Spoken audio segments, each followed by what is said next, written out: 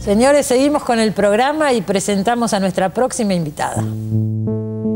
Lucía Puenzo. Nació en Buenos Aires en 1976. Es escritora y directora de cine. Su primer film, XXI, ganó el premio de la crítica en el Festival de Cannes y el premio Goya a la mejor película extranjera. Es autora de las novelas El Niño Pez, La Maldición de Jacinta Pichimahuida y La Furia de la Langosta. Guacolda es su último título publicado.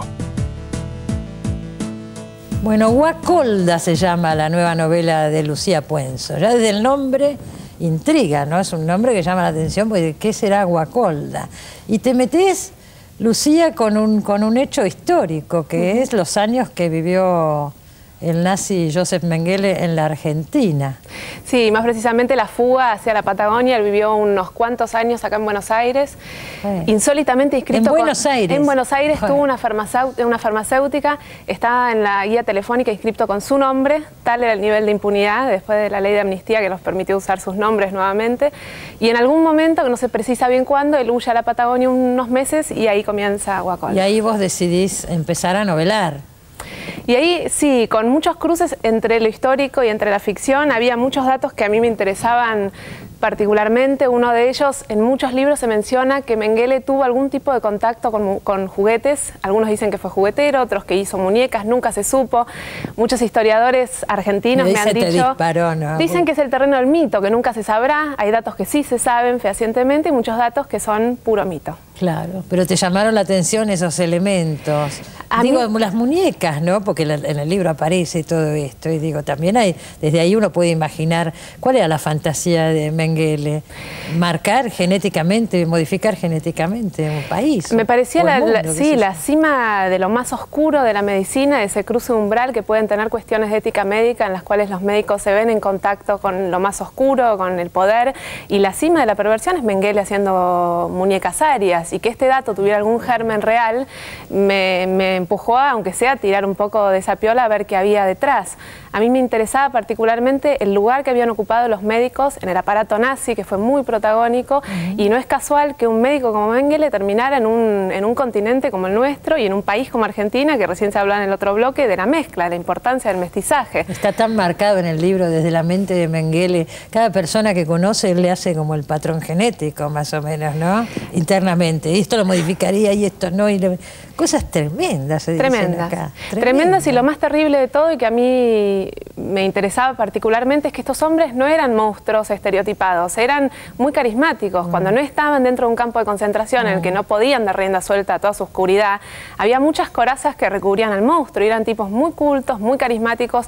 Muchos testimonios dan cuenta de cómo era Mengele, que era hasta muy apuesto, y entonces recubría un tipo que era difícil de ver venir, sobre todo para los niños. Los niños... Ese es un elemento del nazismo, porque siempre se dice, bueno, la cultura nos hace mejores personas. Esta era la gente muy culta, ¿no? Entonces, ahí te encontrás con una contradicción, no sé, provoca muchas cosas. Sí, y a mí es muy fuerte. No es casual que, por ejemplo, una comunidad barilochense de hace pocos años se defendiera tanto a Priebke, ¿no? Que en el momento que encuentran a Priebke y se intenta extraditarlo, tanta gente diría era un vecino ejemplar, era un viejito adorable, y fuera tan difícil sacarlo de esa comunidad. Esa comunidad que años antes, en realidad en años previos a la guerra, hasta tenía escuelas abiertamente nazis, y una comunidad alemana que en muchos casos era muy simpatizante con esa ideología. Bueno, todo eso está mostrado en el libro. Vos elegís una familia, una relación entre Mengele y una chica de 12 años. Todo eso ya es imaginación, ¿no? Sí. Es lo que agrega Lucía Puenzo. Sí, con muchos cruces, ¿no? Se sabía que él había estado un tiempo ahí y de ahí surge esta historia. Esta familia que en realidad encarna todas sus obsesiones, ¿no? Una madre embarazada, vendrán gemelas, una nena que es tan diminuta para su edad y dos chicos arios. Tienen la mezcla, ¿no? Una madre alemana y un padre que es como todos nosotros. Como dice en un momento, dice, en otra situación ya le hubiera abierto la panza para ver cómo era que funcionaba. Algo por el estilo. Es tremendo.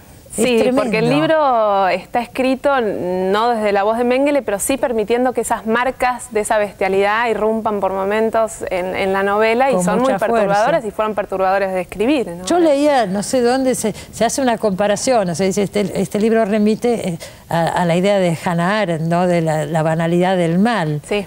Y está bien, es eso también. Sí. Realmente a mí, leyendo centenares de testimonios de gente que estuvo en contacto con diferentes cuadros nazis en la Argentina y en el mundo, me daba cuenta de que en realidad las barreras entre el bien y el mal no están tan definidas y muchísimas familias, muchísimos civiles pueden estar en ciertas circunstancias en función del mal. Y eso es interesante porque remite a las cadenas de complicidades que para que estos hombres se evaporaron en nuestro país no fue solamente el gobierno en su momento de Perón que les permitió entrar a este país, sino centenares de familias argentinas que con mayor o menor conciencia permitieron que ¿Pero me decís que figuraba en la guía con su apellido? Figuraba en la guía, después de una ley de amnistía, muchos de ellos vuelven a usar sus verdaderos nombres. Él estaba inscripto con su nombre como José Mengele en la guía telefónica.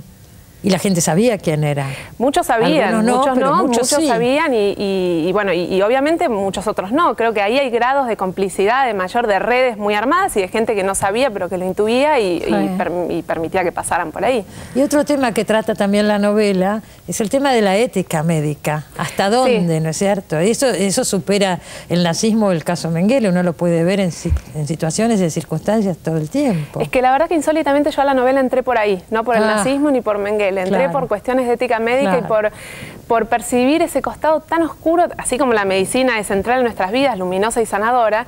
Si la medicina entra en contacto con cuestiones más oscuras puede ser muy peligrosa y a mí me interesaba ese costado de fascinación genética que había en el nazismo, que ha tenido en otras expresiones de la medicina consecuencias muy graves.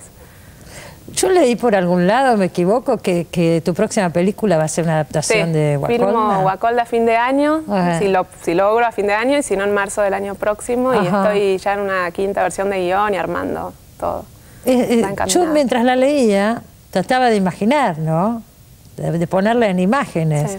Y me daba... son imágenes fuertísimas, ¿no? Sí, la verdad que la adaptación plantea toda una serie de problemáticas a resolver, de dónde contarlo, del punto de vista, y cosas que funcionan en una lógica literaria y no cinematográfica, ¿no? La novela tiene un costado hasta simbólico, de las muñecas, de lo que esconde Guacolda en su vientre, que en esta adaptación yo estoy corriendo hacia cosas más de lo tangible y lo real, y es interesante, es como un experimento ver qué aparece en esta adaptación. Bueno, El Niño Pez también la adaptaste, era tu novela, ¿no es cierto? Y cada adaptaste vos al cine. Cada adaptación trae consigo como un desafío distinto, ¿no? Ahí era el tema de ese perro que es el narrador en la novela y que al correrlo apareció una película de género. Y acá aparecen otras cuestiones y ahí estoy, sumergida.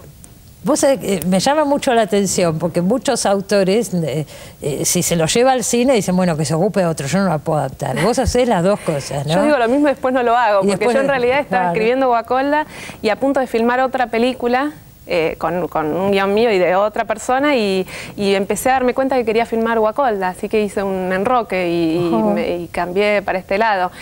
Porque creo que hay otra cosa para hacer con la película, que no va a ser lo mismo. Sí, y que si vos decís, porque recién hablábamos la cantidad de temas que toma la novela. Yo no sé si la película puede abarcar tantos temas. ¿Qué vas a contar en la película? No, en general, claro, en las películas hay que hacer recortes. Yo estoy en eso. A mí me interesa particularmente desde el punto de vista de esa adolescente. Hay algo que me parece muy interesante de la formación ideológica y política de los púberes, ¿no? De cómo chicos de 12, 13 años en un momento, además de ser futuros adultos, empiezan a ser futuros individuos políticos y con una ideología que muchas veces es muy interesante cuando fueron criados en una familia y en una comunidad diferente a la ideología que ellos tendrán algún día, como fueron algunos chicos que no tuvieron después una ideología nazi, aunque fueron criados en familias de simpatizantes. Y me parece interesante ese proceso, cómo puede ocurrir y seguirlo muy microscópicamente. En algunos casos ocurre por reacción también, ¿no? Muchas veces sí, muchas veces sí, es complejo, ¿no? ¿Qué le pasa a un chico? Y bueno, y los protagonistas de la película son una banda de adolescentes en contacto con este hombre que es Mengele. Y todo lo que pasa ahí alrededor.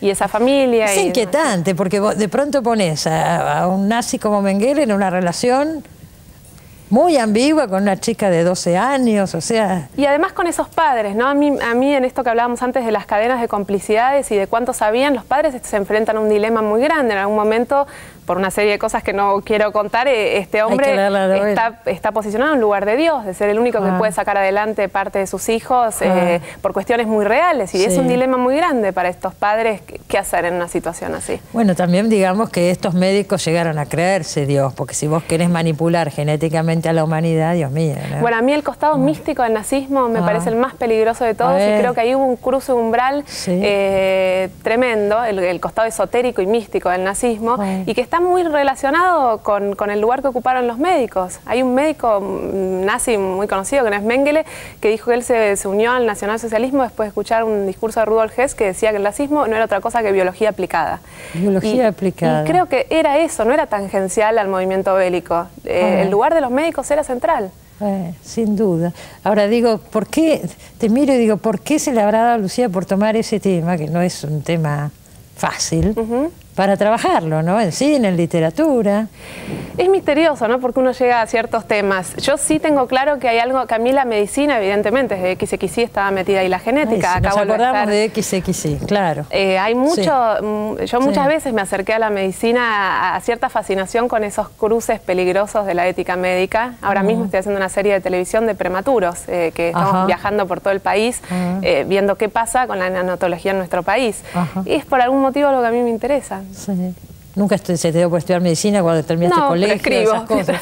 Pero sale por este lado. Sí. Bueno, felicitaciones. Sí. Ya vendrás cuando esté la película, ¿no? Volveré. Volverás con la película. Pero yo me acuerdo la anterior, cuando se estrenó El Niño Pez, vos ya estabas escribiendo, no sé, creo que era esta novela, porque viniste acá y me dijiste, ya debes estar haciendo otra cosa. Cuando se estrenó El Niño Pez yo escribía Guacolda, así que pronto vuelvo con la película y escribiendo alguna cosa. Y mientras tanto otra novela. Así voy.